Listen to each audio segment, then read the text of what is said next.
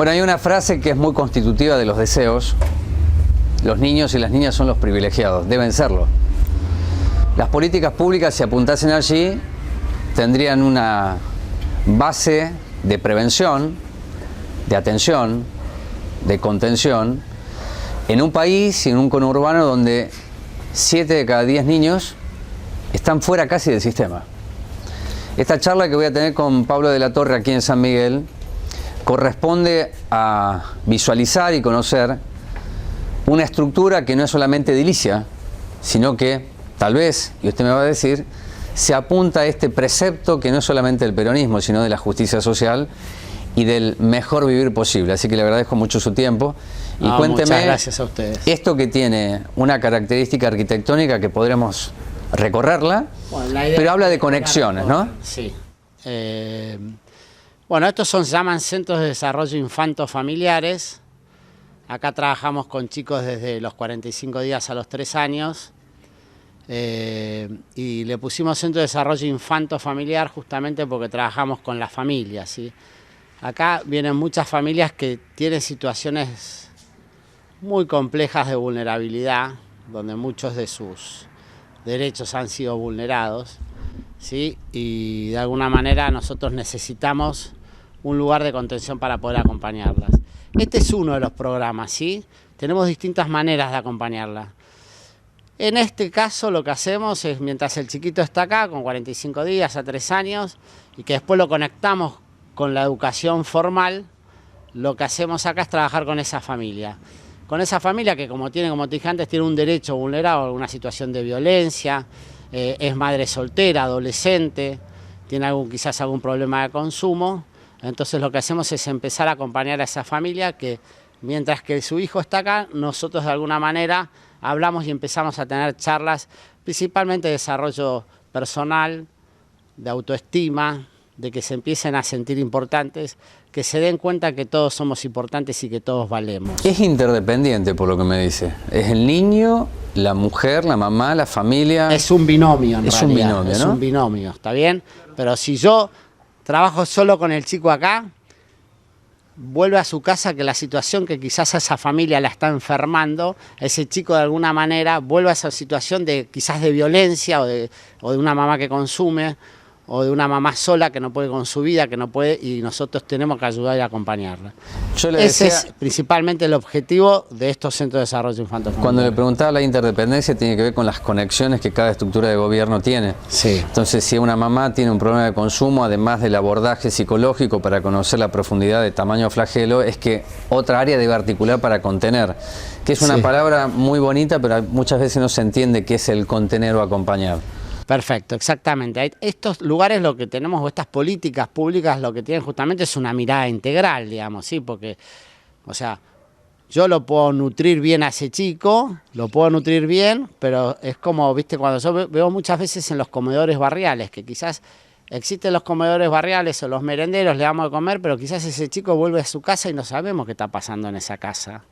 ¿Tá? Entonces, de alguna manera, hay un acompañamiento, que acá lo que hay, trabajan 22 personas que trabajan nutricionistas, psicomotricistas o estimuladoras tempranas, psicopedagogas, trabajadores sociales, docentes, educadoras, las chicas de cocina, digamos. Hay 22 personas trabajando con estos lugares, tienen capacidad para 105 chicos, ¿está bien? ¿Cuántos centros hay así en San Miguel? Hoy hay 8, estamos por empezar a construir el 9º en el barrio Madre Esperanza. ¿De financiamiento municipal? Todo municipal.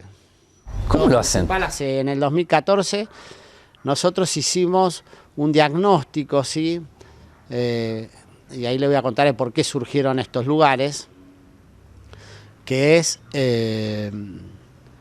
yo soy médico pediatra, así que Joaquín en ese momento era el intendente, Joaquín mi hermano mayor, y me pide que haga un diagnóstico de situación materno-infantil. ¿Cómo está la situación materno-infantil en San Miguel? Y la verdad que lo hice sobre muchos aspectos, ¿sí? Situaciones de violencia, adolescencia, agua, cloacas, donde había jardines de infantes maternales o jardines de infantes de sala de 3, 4 y 5, donde había mayor índice de violencia, donde había mayor índice de delincuencia. Bueno, todo un diagnóstico que repercutía evidentemente, obviamente, en la familia. Pero principalmente una de las cosas que más nos llamó la atención fue que hicimos un estudio con las fonoaudiólogas del hospital. De las escuelas más humildes, los chicos de sala de 4 y 5 hablaban 180 palabras. Lo comparamos con el privado, con un chico que va a una escuela privada o un barrio, si querés, mejor socialmente, y los chicos hablaban 600 palabras.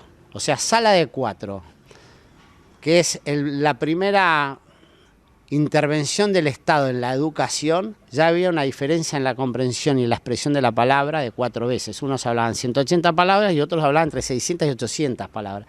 ¿Eso con qué tiene que ver? Que algo dijiste vos al principio cuando hiciste la presentación.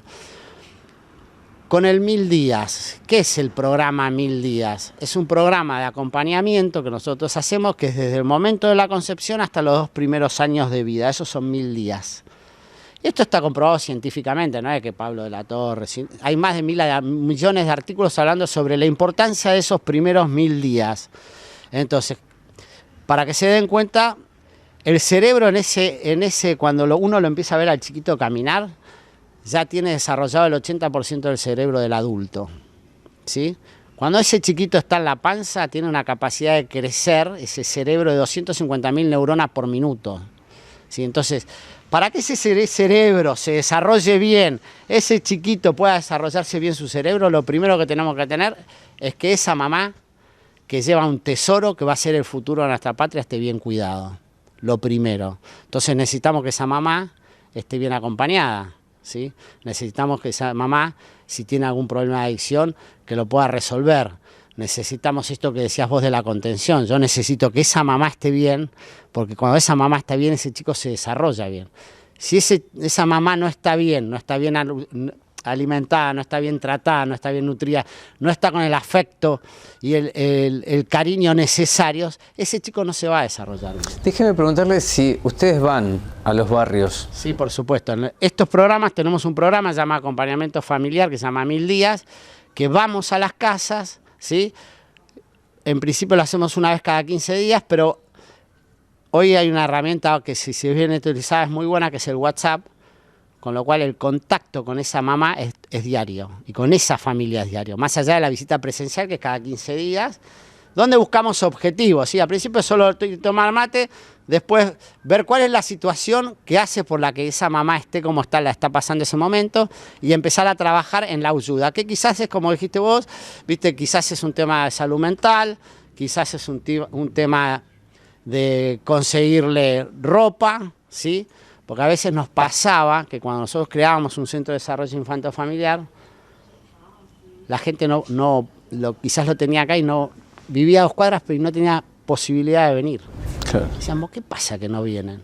Estaba tan mal, ¿sí? Por temor, por miedos, por no querer salir, por no tener contacto con otras personas, ¿sí? Su autoestima estaba tan baja que ni siquiera tenían posibilidades a veces de llegar acá, y entonces le preguntábamos y de repente era que su hijo está enfermo, que no tenía ropa, que no tenía pañales, que quizás prefería quedarse con su hijo ahí porque sufría violencia. Un montón de situaciones. Son encierros antes de la pandemia, le voy a decir así. Exactamente, la pandemia social. Claro. Yo hablo de la pandemia educativa, que es los problemas que estamos viendo en educación hoy, que estaban desde antes de la pandemia. Lo que hizo la pandemia es poner en evidencia el tema del analfabetismo y un montón de temas, ¿está bien? Sí. Bueno, estos son estos centros. Y nosotros acá en San Miguel tenemos 12 políticas públicas en relación a la maternidad y la infancia en base a ese diagnóstico que hicimos en el 2014. Después del 2014, cuando hicimos ese análisis y ese diagnóstico, yo soy médico, entonces, ¿qué hacemos los médicos? Para hacer un buen tratamiento tenés que tener un diagnóstico. Entonces hicimos ese diagnóstico y empezamos el tratamiento, que son todas estas políticas públicas, ¿está bien? Bueno, todas estas políticas lo que han hecho es que bajemos mucho los índices de mortalidad tanto infantil como materna, y obviamente que las madres que en algún momento solo vivían del asistencialismo o de algunas dependencias que eran nocivas para ellas, hoy tengan la capacidad de poder salir adelante. Tenemos talleres de oficios, entonces les damos talleres de autoestima, salen hacia adelante y dicen, de hecho nacen de ellas, muchos, Pablo, ahora queremos hacer algo más. ¿A qué número alcanzó dentro de lo que es esta radiografía Hoy o tenemos más de diagnóstico? 3.000 familias. 3.000 Más de familias 3.000 alcanzadas. familias. Desde que empezamos, más de Sí. 3.000 familias. Desde Hoy, esta por mirada, ejemplo, en de esta estos mirada otros hay holística. 1.100 familias. Ok, pero digo, desde una mirada holística Sí, sí, que sí. es Que el vos le niño, la llegaste. mamá y salen Exactamente. acompañadas. Después hay políticas públicas que quizás son más de talleres y charlas, ¿está bien? Que no es una ya tan profundo como es esto, ¿sí? Como es el 1000 días, como es proyecto de vida, como es un centro de desarrollo infanto-familiar, sino son más sencillas. Por ejemplo, hemos reducido la mortalidad infantil, por ejemplo, por falta de cunas, ¿sí? Las familias duermen con sus hijos porque no tienen una cuna o un catre, ¿sí? Y se mueren por asfixia muchos de esos chicos, ¿sí? Entonces, esa mortalidad la reducimos en el 80%, teníamos un promedio de 10 a 11 años solo con entregar una cuna. Hoy tenemos, entre los últimos 2 años tuvimos solo 2 muertos que se nos murieron no por una cuestión de que no tenían cuna o catre, sino por una cuestión cultural, ¿sí? Que lo pusieron en su cama teniendo una cuna, ¿sí? Y los asfixiaron sin querer, obviamente. Pablo, le quiero hacer, me queda clarísimo de qué trata todo esto, que es interesantísimo que la población lo comprenda, que se puede hacer, que no hay imposibles. Es la etapa más importante de del resto de las vidas, porque cuando vos no ocupás el cerebro con neuronas, en esos 1000 primeros días crece líquido en lugar de materia gris, ¿está bien? Entonces esa potencialidad que iba a tener ese chico quedó frustrada ya en esa primera etapa de la vida. Y por eso llegan a los 4 años no entendiendo, no comprendiendo, hablando 180 palabras cuando debieran hablar 600 palabras.